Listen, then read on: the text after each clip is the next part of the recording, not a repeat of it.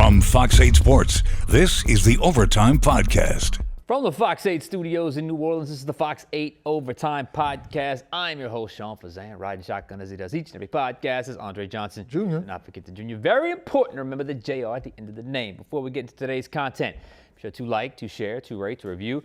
If you're watching us on YouTube, do us a favor, hit that subscribe button, get the bell notification. But when we drop that, fire content. Also, hello, Gulf Coast Sports and Entertainment Network. Glad you have found us here, and we hope you stay here all weekend. We will be here. A lot of programming on the Gulf Coast Sports and Entertainment Network, including a pregame show, postgame show, last postgame show. We had Spencer Rattler one-on-one before anybody else. So stay here, watch the postgame show. But before we get to that, we're here on this Friday. Beautiful day in the city of New Orleans. Saints complete the game planning process for their matchup with the 49ers inside the Superdome on Sunday.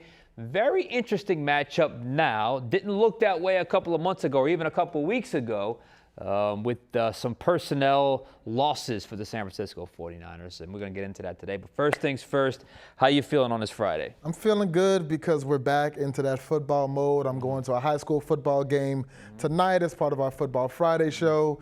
Tomorrow, we've got some big games in college. Darian Mensah coming back to Tulane, the Mensah revenge game uptown. That'll be fun. And then we know LSU versus Florida up in Death Valley, so a lot to be excited for there. But as we head into Sunday, we've got a very interesting situation for the New Orleans Saints, who find themselves in a spot because all of a sudden a game that we looked at in the preseason and said, oh, that's going to be tough for the Saints to win. Chalk up the L, right? That's an L. We both had that down as a loss. Now, all of a sudden, 49ers quarterback Brock Purdy, he's not going to play.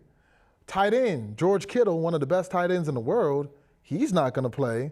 They're kind of banged up all around their roster, Sean. As we look to this game, we're going to be seeing Mac Jones, the former Patriot, the former Crimson Tide, the former Jaguar at quarterback. How should the Saints approach this game knowing that Mac Jones is going to be the one they're playing and not Brock Purdy?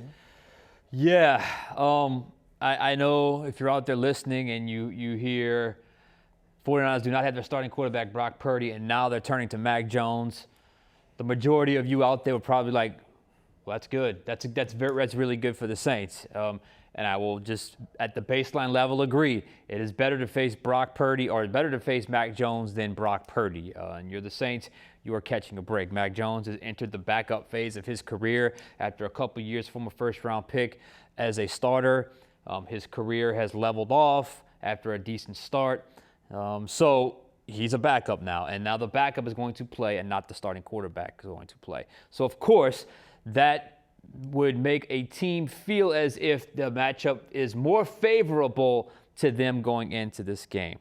But, and I'm going to say this because I believe it, not because I'm trying to rile people up or anything. The worst possible thing the Saints can do is take Mac Jones lightly. Let me say that again. The worst possible thing the Saints can do is take Mac Jones lightly. Yes, Mac Jones at the stage of his career where he is no longer a starting quarterback, and rightfully so. But this was a guy that was a former first-round pick 4 years ago. This is a guy that led the New England Patriots to a playoff game his first year as a rookie. This was a guy who who the Patriots decided was worth starting over Cam Newton, one of your favorite players of all time. Andre, I'm talking about his rookie year. Didn't work out that well with the New England Patriots. 10-7, went to the playoffs. Then New England decided to completely botch his development because I believe after his first year, coordinator left. So they decided to not really hire an offensive coordinator. I don't know why you would do that with a first-round pick, with a young quarterback, to not have a real, set-in-stone offensive coordinator. It was a weird Belichick move. And then really from that point on, it just went boom, boom, from 10-7 to 6-8 to 3-12. To then he became a backup, obviously, with the Jacksonville Jaguars and played with them last year. Got in quite a few games last year as well. Played in 7 games last year. And need I remind you that last year, week 16 or 17, a quarterback by the name of Aiden O'Connell came into the Superdome. It was by far and away the best matchup for the Saints at that point throughout the season because they had really run into a tough run of matchups, and obviously they were very banged up. Aiden O'Connell came in here, a player far less heralded than Mac Jones when he was drafted. And I mean, sliced the Saints up. I mean, completely out, was very good on the football field to hand the Saints a devastating loss, because at that point, if you remember, you were really kind of, okay, is Rizzy the guy? Was he not the guy? But when they lost that game, it was kind of signed, sealed, and delivered. His fate was over. His fate was sealed. Plus, this is huge, Mac Jones will have Kyle Shanahan, okay? He will not be wandering aimlessly like he was in New England from year 2 to year 4 with no coordinator. He will not be, last year they had, they fired Jacksonville. Who they fire? I'm drawing a blank. I know they brought in Liam Cohen. They brought in Liam Cohen, but last year, I forget who he's replacing. He will have Kyle Shanahan. In my opinion, the best play designer, best play caller in the NFL. This system, this wide zone stretch boot system, has a way of elevating quarterbacks that have struggled in other systems, especially the type of quarterback Mac Jones is, because those types of quarterbacks have to read defenses. Those type of quarterbacks have to deal with a lot of, depending on the system that they're in, a lot of what I call post-snap ambiguity, where you got to read certain situations. This system, this wide zone stretch boot system, it clearly defines the reads for quarterbacks, and it makes their lives so much easier. It's much more on the play caller than the quarterback, and Kyle Shanahan is one of the best, if not the best play caller in football right now. Don't be surprised. Justin Reed said this during the week.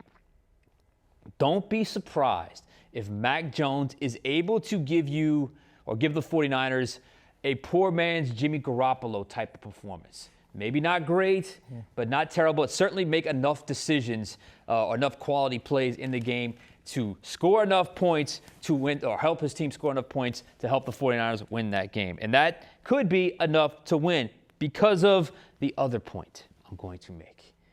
And it's pretty obvious. Yes, they're banged up on offense, the 49ers.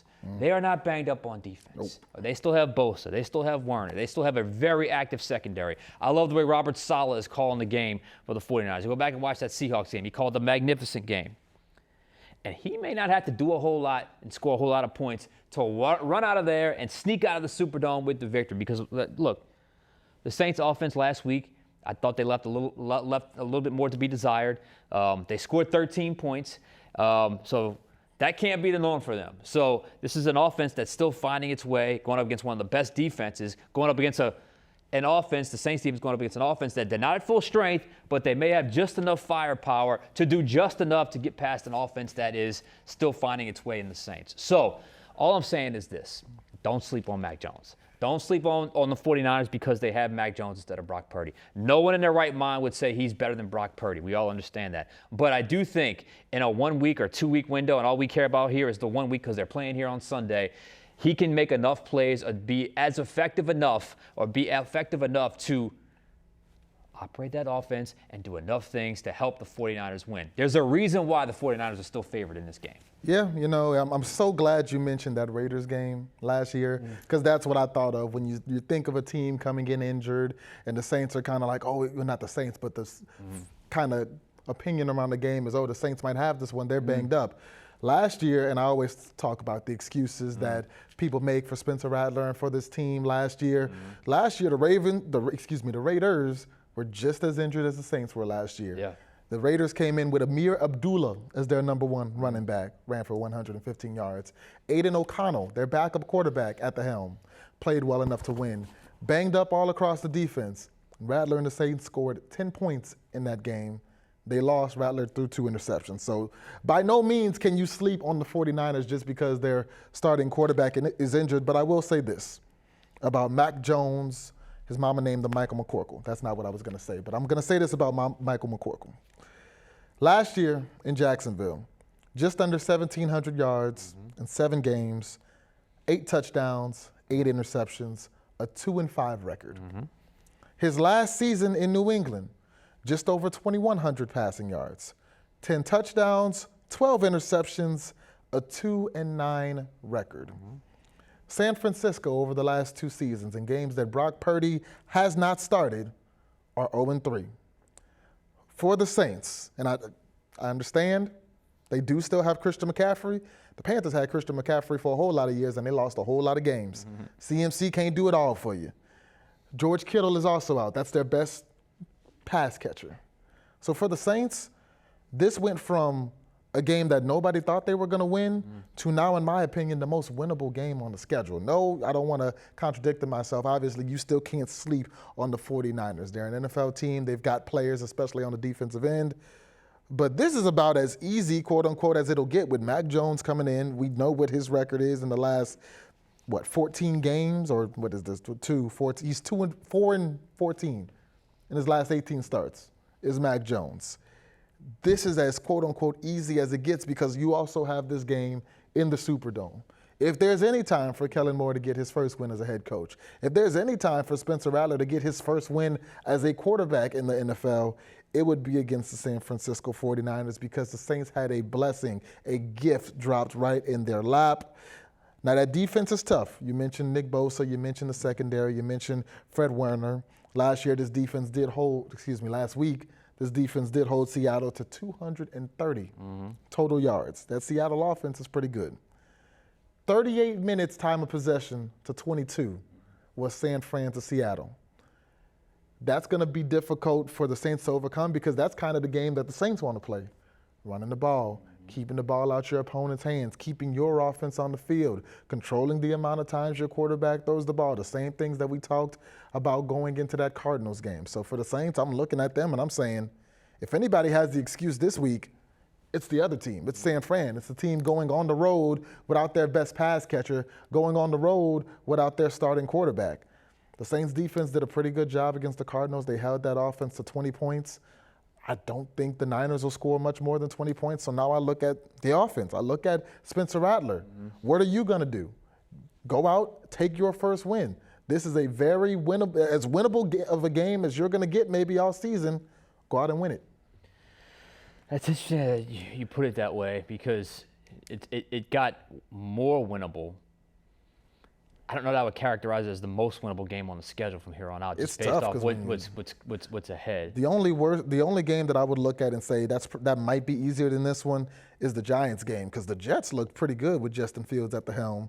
The Titans, by the time you play the Titans, Cam Ward will be a lot more experienced. I think the Panthers, they had a bad week one, but I think the Panthers still, they were my early pick to win the NFC South. It was a bad start against Jacksonville, but I'm not giving up on the Panthers yet. I look at the Giants maybe as the only game easier to win than this one. Yeah, I look at it and I see a much more manageable game. I see a game the Saints can win. I don't know if I would characterize it as the most winnable on the schedule. I mean, just because McCaffrey's still going to be a beast. Ricky Pearsall is a guy that's starting to grow a little bit. We didn't mention him, but almost as much as not having Purdy, not having George Kittle, though, could really be a problem for them because what they want to do with that wide zone, I mean, you need elite blocking tight ends, and obviously Kittle's the best two-way when it comes to blocking and receiving in the NFL. With the way he's able to be a dog in the run blocking game, then obviously be as effective as he is in the passing game. That could be as big of a loss as anyone. But Mac Jones is a backup. Didn't really play much with Kittle to begin with. So Purdy and Kittle being out together, I mean that I don't know if that's it's going to be a huge factor regardless. But still, Mac Jones, I don't know how many reps he actually got with George Kittle. I think you got to get up on him early. I think he's the type of quarterback, if you can get a pick or two early, you can really get him out of the game. The last time they played him, remember Tyrann Mathieu had the pick six. They won 34-0 in New England. I think at some point in that game they benched him for Bailey Zappi. They did. So you're talking about like a guy that you've had success against. And I'll just say this is big picture, the Saints are not doing this right now. I'm just saying, at least I'm not feeling this vibe. But I can understand where the fan base could get there. But the Saints are just simply not good enough to take anyone lightly. They're just not. And even a team as wounded as the San Francisco 49ers. Because like you said, last year, the Raiders were very wounded. The Raiders had a backup quarterback. I mean, I think on the surface, if you looked at Aiden O'Connell and Spencer Rattler, you'd say, I'd take Spencer Rattler 100 times out of 100, especially going into that game. And I thought,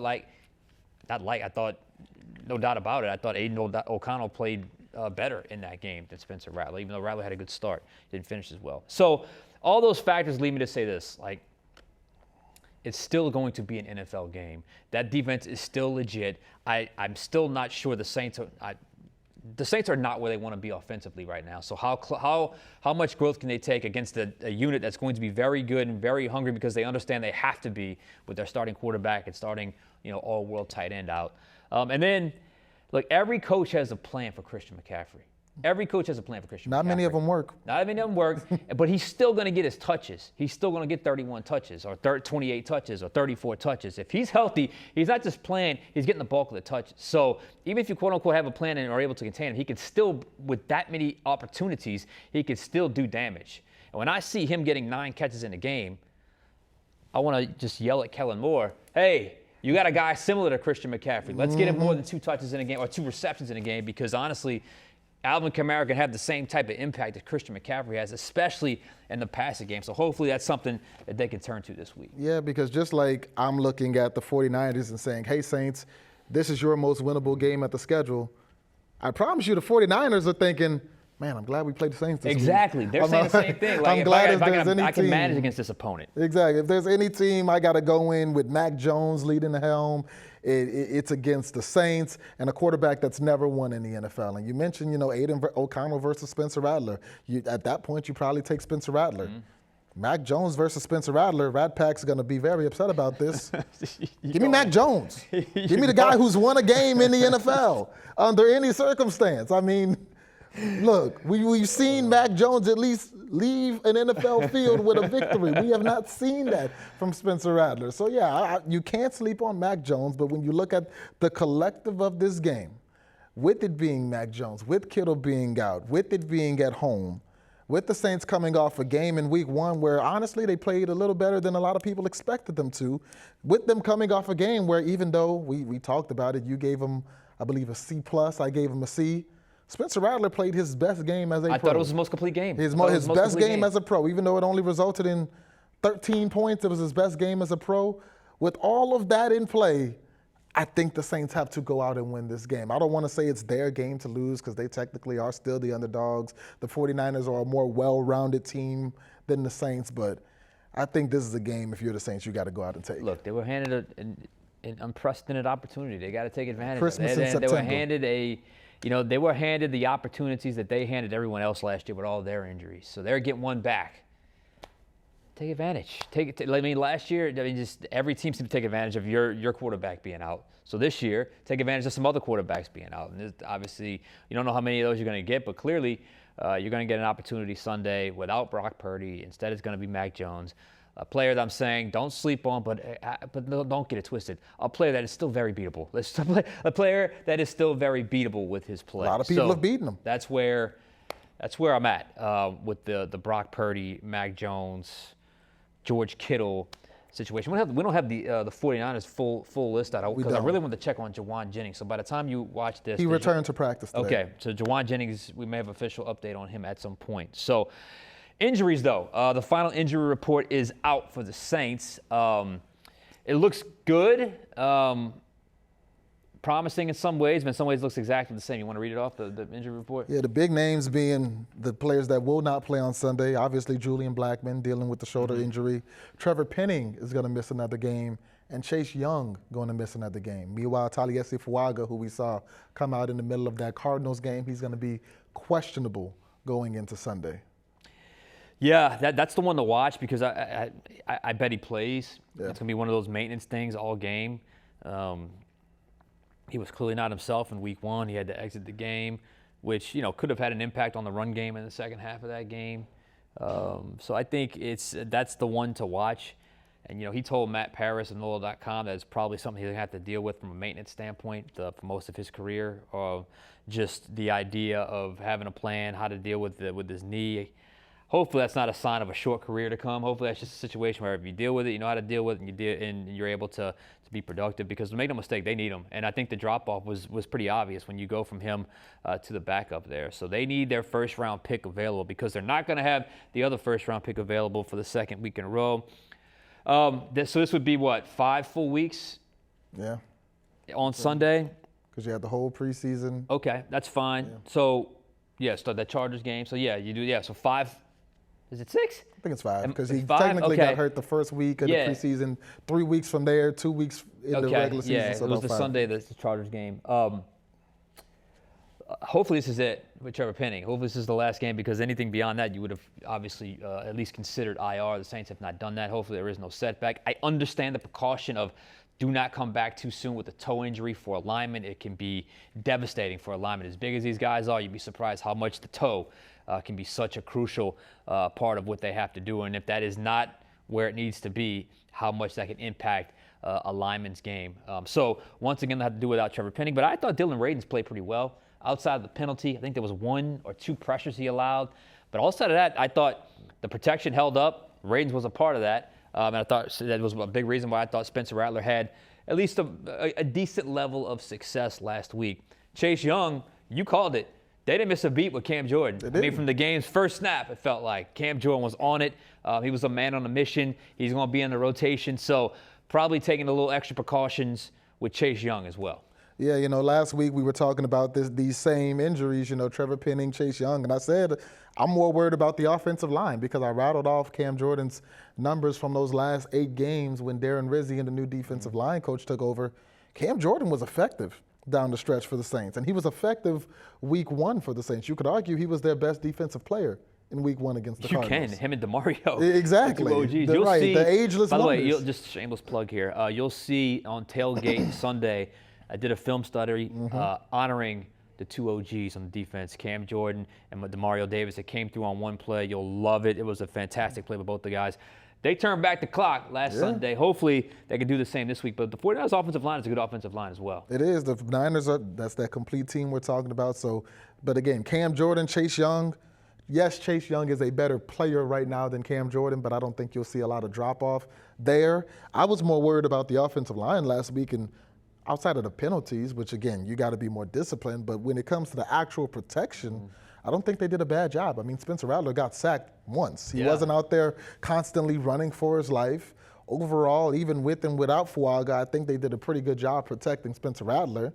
Now, the running game in the second half, that suffered, but I don't know if that was as much offensive line as it was play calling from a Kellen Moore standpoint and not getting Alvin Kamara as involved as I'd like to see him involved. So really, now I'm looking at the secondary. Julian Blackmon being out, because Julian Blackmon's another guy who was all around the ball last Sunday. Yeah. Now you're bringing in Jonas Sanker, the rookie. Now, Jonas Sanker had a good camp. He had that interception against the Jaguars that sealed the tie for the Saints. I'm interested, They were happy about that tie, boy. They walked out that dome like they won the game, which at that point, it was a win because it was a good comeback by Spencer Rattler. But again, Jonas Sanker stepping in for a veteran in Julian Blackmon that had a really good first game. That's really where I'm watching, because normally you wouldn't want Jonas Sanker, as good as he looked in stretches. You don't want to play him necessarily this early. Maybe he's not ready, but hey man, sometimes you got to go in that deep water and see if you can swim. You got to throw somebody in that fire. Yeah, and look, Mac Jones is inconsistent as he's been throughout his career. He is still a veteran, and he's obviously going to understand if there's a rookie on the field that he could potentially target at some point. And don't think Kyle Shanahan doesn't already know that. I mean, Kyle Shanahan, there's those old interviews with players that went against him, old defensive players that went against him. He's like, he knew our rules better than we knew our rules. It was that. That's how much he knew the opposition's scheme. So I think this is going to be an interesting matchup, a much more manageable matchup for the Saints, because had Brock Purdy been healthy, ready to go, the spread might have moved in the opposite direction. Instead, it came closer to, where was it, 4 points now? I think it was the 4.5 was the last one. Last I checked, it was like 3.5. Oh, 3.5. Yeah. Okay. So it's really slid down. So the Saints are only 3.5 point underdogs right now. So that'll be interesting. I want to ask you this real quick. We only got a couple minutes left. If Spencer Rattler does exactly what he did last week, just picture his game, exactly what he did last week, do the Saints win this game Sunday? If Alvin Kamara does exactly what he did in the first half, if Kellen Moore is able to unleash Alvin Kamara and really run the ball for 2 halves, what Spencer Rattler did will be good enough to win the game. Now, 46 pass attempts, once again, let's cut that in half. If we could get him closer to 23 pass attempts, but if he can take care of the ball, keep the pass attempts down, I'd like to see him hit a deep shot every now and then, at least be a threat to stretch the field. But at the very minimum, if the Saints can run the ball effectively, if the Saints can get Alvin Kamara involved in the passing game, cut the pass attempts in half, take care of the ball, I think the defense They held Arizona to 20. I think they can hold San Fran to 17 to 20 points as well. Can the Saints score 21 points playing that way? That's it. To me, it's about finding one more score or 2 more field goals, or you gotta find 6 more points some kind of way. Whether it's, like I said, 2 field goals or a touchdown, whatever the case may be, touchdown, whatever. You gotta find one more scoring drive. If that's running the ball more with Alvin Kamara, if that's more of him, his 13 touches now goes to 18 or 19 touches. If that's maybe utilizing the middle of the field more with a Devon Vele type of wide receiver, you got to figure out a way to give me one more scoring drive, because if that would have happened last week and you didn't make the field goal, maybe you're talking about a different outcome of that game against the Cardinals. So, we'll see what happens, but this is going to be this matchup is so much more intriguing now than when it was 3 days ago. I think now you're kind of feeling from the Saints fans, hey, we got a chance to win this thing on Sunday. Yeah, I like how they came out in the first half against the Cardinals, but the second half was punt, missed field goal, punt, field goal, and then when you finally need it, you drive down the field, and that ends in a turnover on down. So again, we talked about playing complete games. You got to come out of that locker room, and instead of punts, let's get down the field.